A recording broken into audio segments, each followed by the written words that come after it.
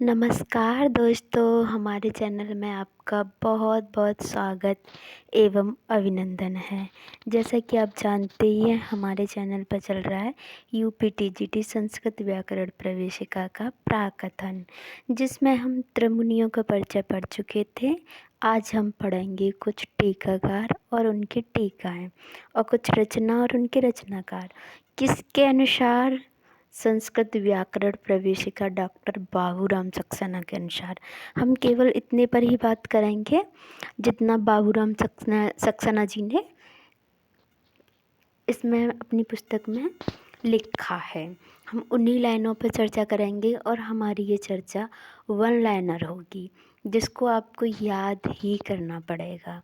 टीका और टीकाकारों में थोड़ा याद करने में दिक्कत होती है, पर हम इसे जब बार बार अभ्यास में लेते हैं तो हमें ये याद हो जाते हैं, जिसके लिए मैं आपकी हेल्प करने के लिए आई हूँ। तो आइए स्टार्ट करते हैं। पहला क्वेश्चन है आपका, पतंजलि के महाभाष्य की शैली के प्रभा की बराबरी कौन सा भाष्य करता है? केवल श्री शंकराचार्य जी का शारीरिक भाष्य।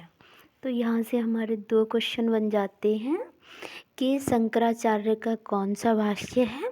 शारीरिक भाष्य। शारीरिक भाष्य कौन का है? शंकराचार्य का। शंकराचार्य किस भाष्य की बराबरी करते हैं अपने शारीरिक भाष्य में? तो पतंजलि के महाभाष्य की। पतंजलि के महाभाष्य की बराबरी कौन कर रहा है?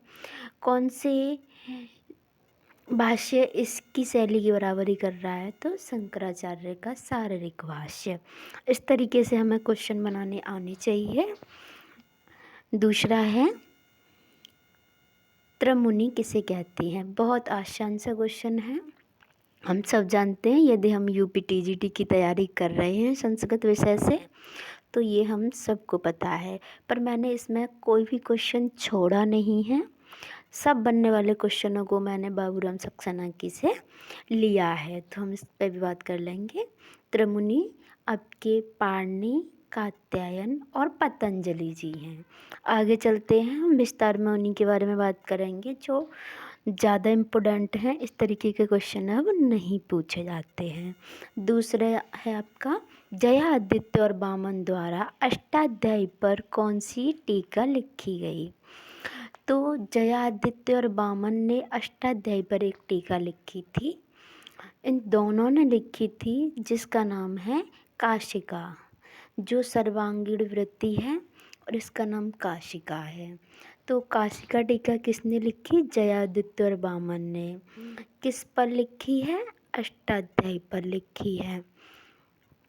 आगे चलते हैं, काशिका टीका कब लिखी गई?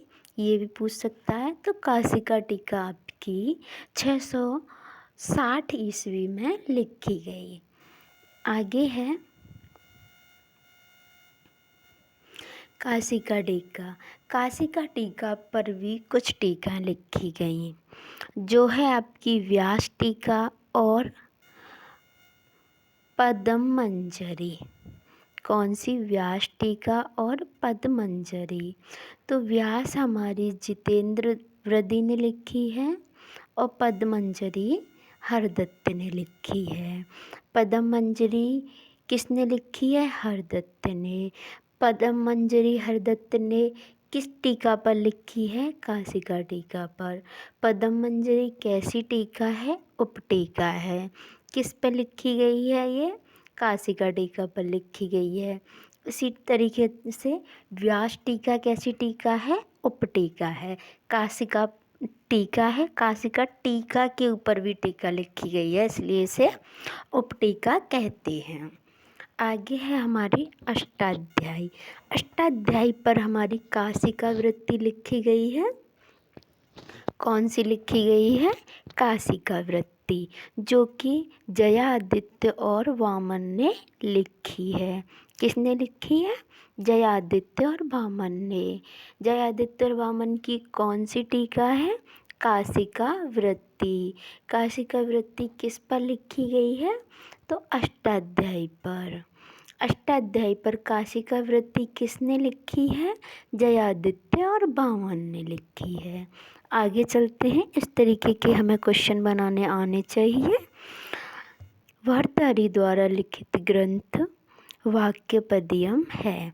और भी इन्होंने ग्रंथ लिखे हैं। नीति शतक इनका है, वैराग्य शतक, श्रृंगार शतक, 3 शतक इन्होंने लिखे हैं।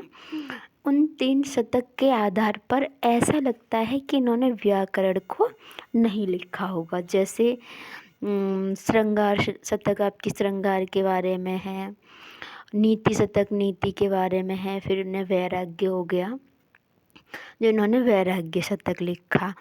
कहा जाता है कि इनको अपनी पत्नी से बहुत प्यार था, तो इन्होंने उस टाइम पे श्रृंगार शतक लिखा। इन्होंने नीति शतक भी लिखा जो कि हमारी ही पुस्तक में लगा हुआ है। हमारे यूपीटीजीटी संस्कृत व्याकरण, हमारे यूपीटीजीटी वाले इसमें साहित्य में हमारे में लगा हुआ है। कौन सा? नीति शतक, जिसमें 100 श्लोक हैं जो 10 पद्धतियों में बटा हुआ है। तो उसके अलावा इनका वाक्यपदियम जो व्याकरण में है वह भी है। आगे वाक्यपदियम का विभाजन किस में हुआ है? तो वाक्यपदियम का विभाजन कारिकाओं में है। आगे है भर्तृहरि का अंतिम समय 650 ईस्वी पूर्व है। किसके अनुसार? एक चीनी यात्री इत सिंह हैं, उनके अनुसार इनका अंतिम समय 650 ईस्वी पूर्व है। ये हम यहाँ याद कर लेंगे तो वहाँ हमें इनके जीवन परिचय में भी मदद मिलेगी। वाक्यपदियम किसकी है? भर्तृहरि की है। भर्तृहरि का अंतिम समय क्या है? 650 ईस्वी पूर्व है। भर्तृहरि की 2 पुस्तकें और 2-3 पुस्तकें शतक, हमें शतक नहीं भूलने चाहिए। शतक को में से एक शतक हमारे में भी लगा है। शतक यानी कि जिसमें 100 श्लोक हैं। तो इन्होंने 3 शतक लिखे हैं जिनमें 100 श्लोक हैं, जिसमें नीति शतक हमारे सिलेबस में ऑलरेडी लगा हुआ है। आगे है हमारा महाभाष्य पर किसने टीका लिखी और कब लिखी? तो महाभाष्य पर कश्मीरी पंडित केयट, एक कश्मीर के हमारे यहाँ के एक हैं केयट नाम के, इन्होंने एक प्रदीप टीका लिखी जिसमें जो कि आपकी 1100 ईस्वी में लिखी थी। इन्होंने कब लिखी थी? 1100 ईस्वी में लिखी है। ये कहाँ के हैं? ये कश्मीरी पंडित हैं। कौन सी लिखी है इन्होंने? प्रदीप टीका लिखी है। प्रदीप टीका किस पर लिखी गई है? तो महाभाष्य पर लिखी गई है। महाभाष्य पर प्रदीप टीका किसने लिखी है? केयट ने लिखी है। कब लिखी है? 1100 ईस्वी में लिखी है। आगे चलते हैं। केयट को किसका भाई कहा जाता है? तो काव्य प्रकाशकार मम्मट को इनका भाई कहा जाता है। आगे है विमल सरस्वती द्वारा लिखित ग्रंथ कौन सा है? तो रूपमाला। रूपमाला किसने लिखा है? विमल सरस्वती ने लिखा है। ऐसे हम इसे याद रख सकते हैं। विमल सरस्वती ने कौन सा लिखा है? रूपमाला। सरस्वती को क्या चाहिए? रूप की माला चाहिए। माँ सरस्वती को जब हम पूजा में जाएंगे तो हमारे पास एक रूप की माला होनी चाहिए। तो ऐसे हम याद रखेंगे। विमल सरस्वती द्वारा लिखित ग्रंथ कौन सा है? रूपमाला। रूपमाला कब लिखी गई? तो ये आपकी 135 ईस्वी में लिखी गई। ये भी हम याद रखेंगे। आगे है हमारा रामचंद्र द्वारा लिखित ग्रंथ और उस ग्रंथ का समय। तो रामचंद्र जी ने भी एक ग्रंथ लिखा है। तो यह ग्रंथ है हमारा प्रक्रिया कौमुदी, जो कि 15वीं शताब्दी में लिखी गई है। आगे मैं ये सब आपको एक जगह इकट्ठा करके और किसने कब लिखी है, कौन सी लिखी है, कौन सी टीका है, कौन सी उपटीका, कौन सा ग्रंथ किसने लिखा है, उसे ट्रिक के साथ मैं याद भी कराऊंगी और मैं आपको एक क्रम में भी बताऊंगी। फ़िलहाल ये एक एक लाइन के क्वेश्चन हैं जो मैंने आपकी पुस्तक से लिए हैं। फिर इसे मैं अपने हिसाब से डिजाइन करके आपको याद करने की दृष्टि से लेके आऊँगी अगली वीडियो में। तो आप मेरी अगली वीडियो के लिए इस वीडियो को लाइक करना, मेरे चैनल को सब्सक्राइब कर लेना। ये हमारा इतना इम्पोर्टेंट हो जाता है कि हमें टीका, उपटीका, ग्रंथ, व्याकरण, किसने कौन सा ग्रंथ लिख दिया व्याकरण का, एकदम सिर दर्द करने वाली चीज़ हो जाती है। तो आगे आपके लिए आसानी रहे उसके लिए आप मेरी अगली वाली वीडियो को देखना, जिसमें मैं आपको ये टीका उपटीकाओं के बारे में ही पढ़ाऊँगी।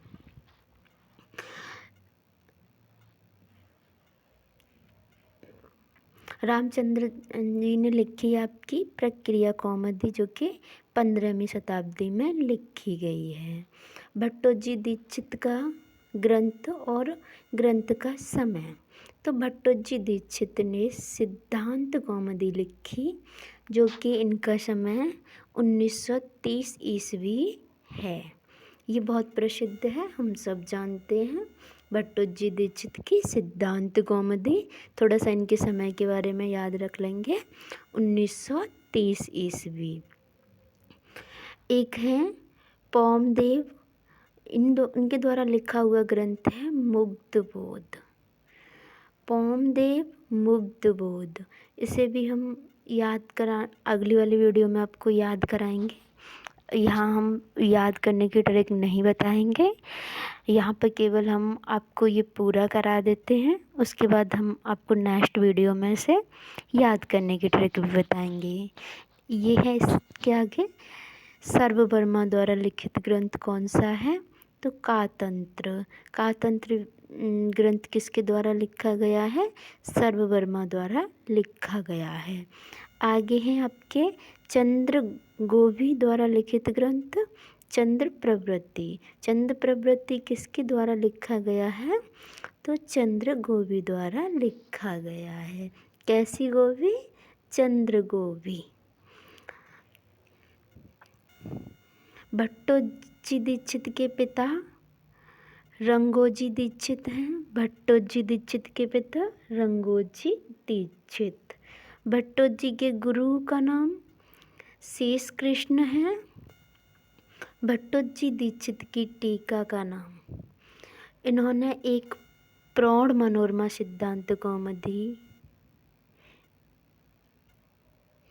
प्रौढ़ मनोरमा इन्होंने एक लिखा, जो कि सिद्धांत कौमुदी पर लिखा गया है।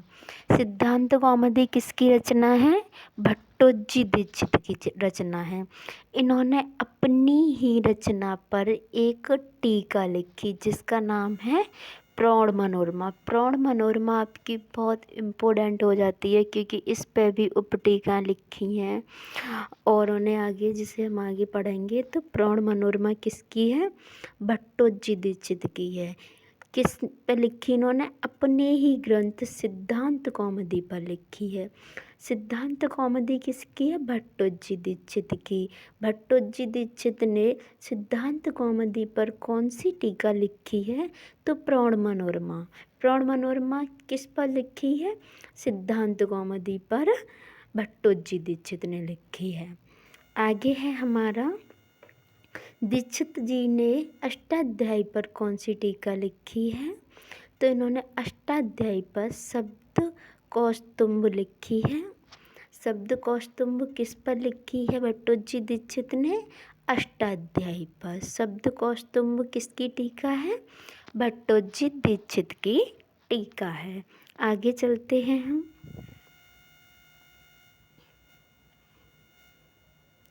कौंड भट्ट की पुस्तक है वाक्य विन्यास और व्याकरण भूषण। कौंड भट्ट की पुस्तकें हैं, 2 दी गई हैं इसमें आपके बाबूराम सक्सेना में, वाक्य विन्यास और व्याकरण भूषण। कौन सी 2, वाक्य विन्यास और व्याकरण भूषण। वाक्य विन्यास और व्याकरण भूषण किसकी हैं, कौंड भट्ट की पुस्तकें हैं। आगे है आपका पंडित राज जगन्नाथ जी। पंडित नाथ जगन्नाथ की टीका का नाम और किस पर लिखी गई है ये बताएं। तो पंडित जगन्नाथ की टीका मनोरमा कुंज मर्दिनी। पंडित जगन्नाथ की टीका कौन सी है? मनोरमा कुंज मर्दिनी, जो कि आलोचनात्मक टीका है, जिसमें आलोचना की गई है। किसकी आलोचना की गई है? तो प्रौढ़ मनोरमा की आलोचना की गई है। प्रौढ़ मनोरमा पर पंडित जगन्नाथ जी ने मनोरमा कुंज मर्दिनी टीका लिखी है, जो कि कैसी है? आलोचनात्मक है। यहाँ से हमारे कई क्वेश्चन बन जाएंगे। पहला क्वेश्चन हमारा बनेगा कि मनोरमा कुंज मर्दिनी किसकी टीका है? तो पंडित जगन्नाथ की। मनोरमा कुंज मर्दिनी कैसी टीका है? तो आलोचनात्मक टीका है। मनोरमा कुंज मर्दिनी किस टीका पर लिखी गई? तो प्रौढ़ मनोरमा टीका पर लिखी गई है। मनोरमा कुंज मर्दिनी कैसी टीका है? तो ये उपटीका है और आलोचनात्मक टीका है और पंडित जगन्नाथ जी के द्वारा लिखी गई है। किस पर लिखी गई है? तो भट्टोजी दीक्षित की टीका प्रौढ़ मनोरमा पर लिखी गई है। भट्टोजी दीक्षित ने प्रौढ़ मनोरमा टीका किस पर लिखी है? तो अपने ही ग्रंथ सिद्धांत कौमुदी पर लिखी है। इस तरीके के क्वेश्चन बनाने हमें आने चाहिए। आगे है हमारा कौंड भट्ट। भट्टोजी दीक्षित के कौन थे? तो कौंड भट्ट के बारे में हमने पहले चर्चा कर ली है। कौंड भट्ट की 2 पुस्तकें वाक्य विन्यास और व्याकरण भूषण। तो कौंड भट्ट हैं कौन? तो ये भट्टोजी दीक्षित के भतीजे हैं। भट्टोजी दीक्षित के भतीजे कौन हैं? तो कौंड भट्ट हैं। कौंड भट्ट की पुस्तकें कौन सी हैं? वाक्य विन्यास और व्याकरण भूषण। आगे जगन्नाथ भट्टोजी दीक्षित के कौन थे? तो जगन्नाथ जी भट्टोजी दीक्षित के गुरु भाई हैं। कहने का मतलब ये है कि भट्टोजी दीक्षित और जगन्नाथ जी के एक ही गुरु हैं। दोनों के गुरु एक हैं। एक शिष्य के ही ये दोनों, एक गुरु के ही ये दोनों शिष्य हैं। आगे चलते हैं हम। सिद्धांत कौमुदी की महत्ता का कारण क्या है? तो सिद्धांत कौमुदी बहुत महत्वपूर्ण हुई। सिद्धांत कौमुदी किसकी रचना है? भट्टोजी दीक्षित की। भट्टोजी दीक्षित की इस रचना की महत्ता का कारण क्या था? इसमें ऐसा क्या था जो इसकी महत्ता इतनी हुई? इसकी महत्ता बहुत ज़्यादा हुई है। आपके अष्टाध्यायी के बाद सिद्धांत कौमुदी हमारे यहाँ पढ़ी भी जाती है व्याकरण में। तो इसमें ऐसा क्या है? इस ग्रंथ में मुनित्रय के सिद्धांतों का, जो हमारे 3 मुनि थे, पाणिनि, कात्यायन और पतंजलि, उनके जो सिद्धांत थे, यानी कि हम कह सकते हैं अष्टाध्यायी पर आधारित है। सिद्धांतों का सांगोपांग अन्वय के साथ अन्य व्याकरणों का तथा अन्य पद्धतियों से भी सार ग्रहण किया गया है। ये कहना चाह रहे हैं कि इसकी महत्ता इस कारण से है कि जो पाणिनि जी की अष्टाध्यायी है, आपकी पतंजलि जी का महाभाष्य है और वररुचि जी की जो वृत्ति हैं, उनके सिद्धांतों को भी इसमें लिया गया है और अन्य व्याकरणों की पद्धतियों को भी इसमें ग्रहण किया गया है। इसलिए इस पुस्तक की महत्ता बहुत अधिक हुई है। ऐसा नहीं है कि इसमें कोई प्रमाण नहीं है, कुछ नहीं है और पहले का कुछ बताया नहीं है इन्होंने।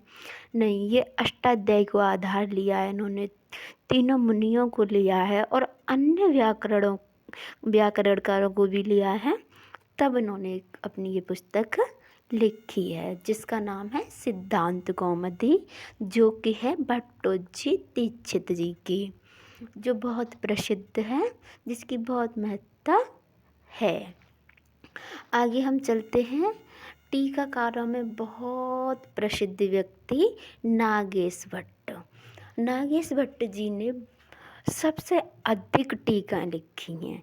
इन्होंने हर किसी के ऊपर टीका लिखी है, हर एक व्याकरण की किताब के ऊपर इन्होंने टीका लिखी हैं। तो इनको टीकाओं में सर्वश्रेष्ठ टीकाकार कहा जा सकता है। तो इनकी पहली टीका है, हम यहाँ पर सिर्फ उन्हीं के बारे में बात करेंगे जो आपके बाबूराम सक्सेना जी ने की हैं। आपसे क्वेश्चन भी वहीं से पूछेगा और अधिक नहीं पूछेगा। तो जो आपकी इस पुस्तक में दी गई हैं हम उन्हीं के बारे में बात करेंगे। तो इनकी पहली है शब्द रतन, जो कि प्रौढ़ मनोरमा पर लिखी गई है। प्रौढ़ मनोरमा को लोगों ने पकड़ लिया है, हर कोई प्रौढ़ मनोरमा पर चला आ रहा है। पहले स्वयं प्रौढ़ मनोरमा भट्टोजी दीक्षित ने पहले स्वयं लिख दी अपनी सिद्धांत कौमुदी पर, और फिर लोगों ने उसका आधार बनाया और कई लोगों ने इसे लिख दिया। और प्रौढ़ मनोरमा पर भी बहुत सारी टीकाएँ लिखी गई, जैसे आपके पंडित जगन्नाथ जी ने ये आपकी मनोरमा कुंजमर्दिनी लिख दी प्रौढ़ मनोरमा पर। प्रौढ़ मनोरमा पर इन्होंने अब शब्द रतन लिख दिया नागेश भट्ट जी ने। आगे है आपका इनकी आगे बिस्मी है इनकी, जो कि शब्दकोश स्तंभ पर लिखी गई है। शब्दकोश स्तंभ पर बिस्मी लिखी है इन्होंने।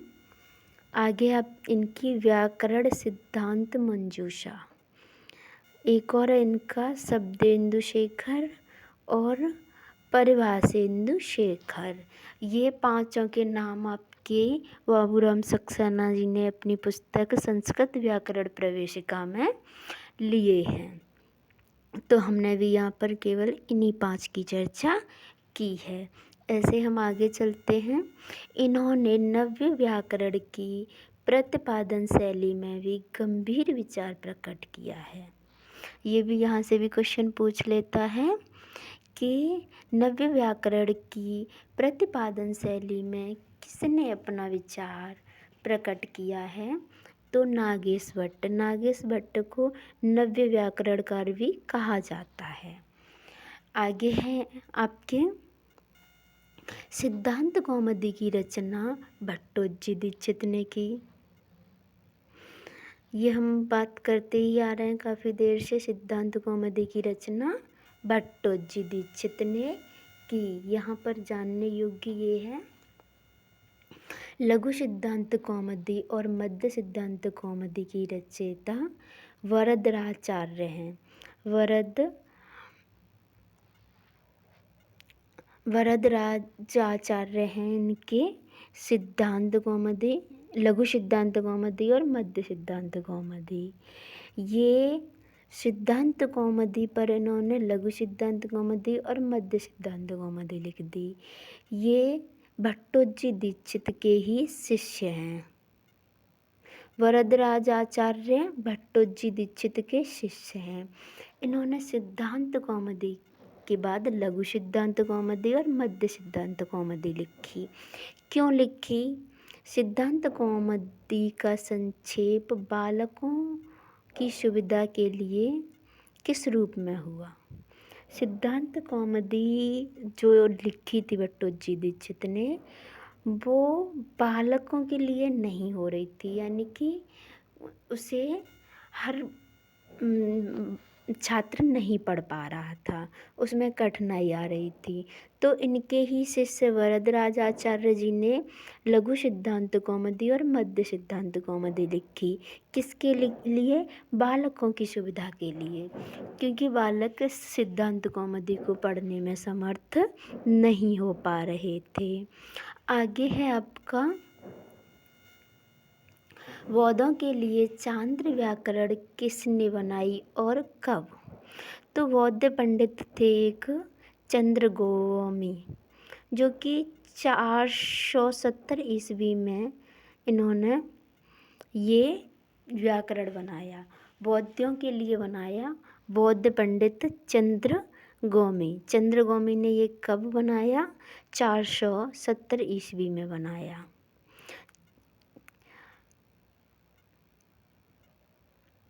चंद्र व्याकरण किसने बनाया है? पंडित चंद्रगौमी ने बनाया है। इसमें लगभग 3100 सूत्र हैं। कातंत्र व्याकरण की रचना किसने की? तो कातंत्र व्याकरण की रचना सर्ववर्मा ने की। ये थोड़ा इम्पोर्टेंट है, हम याद रखेंगे। कातंत्र की रचना किसने की? तो सर्ववर्मा ने की। कातंत्र व्याकरण की रचना किसको आधार मानकर की गई? तो इंद्र व्याकरण, जो सर्वप्राचीन व्याकरण है, उसको आधार मानकर कातंत्र व्याकरण की रचना की गई।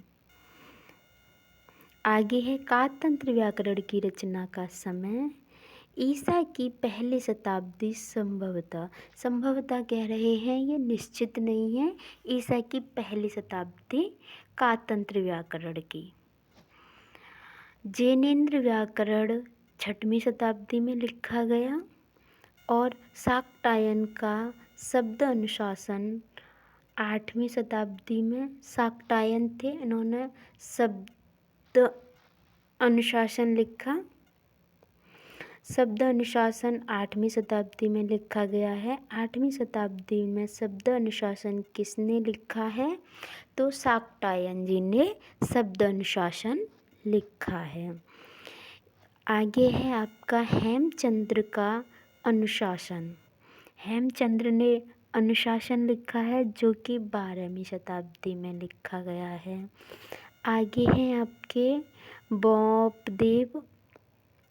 वोपदेव का मुग्धबोध व्याकरण, जिसमें 1200 सूत्र हैं।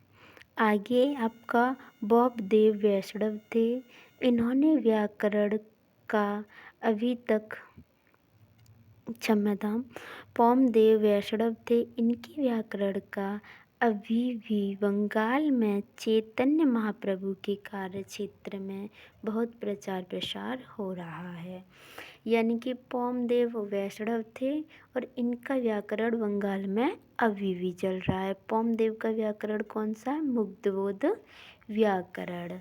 पोमदेव का व्याकरण मुग्धबोध व्याकरण। आगे है जौमर व्याकरण, जो कि 13वीं शताब्दी में जौमर द्वारा लिखा गया। हेमचंद्र का अनुशासन, तो जौमर व्याकरण जौमर द्वारा लिखा गया है 13वीं शताब्दी में। सौपद्म व्याकरण 14वीं शताब्दी में। सौपद्म व्याकरण सौपद्म द्वारा लिखा गया है, जो कि 14वीं शताब्दी में है। आगे आपका सारस्वत व्याकरण में लगभग 700 सूत्र हैं। रामश्रय ने सारस्वत पर 17वीं सदी में सरस्वती चंद्र टीका लिखी।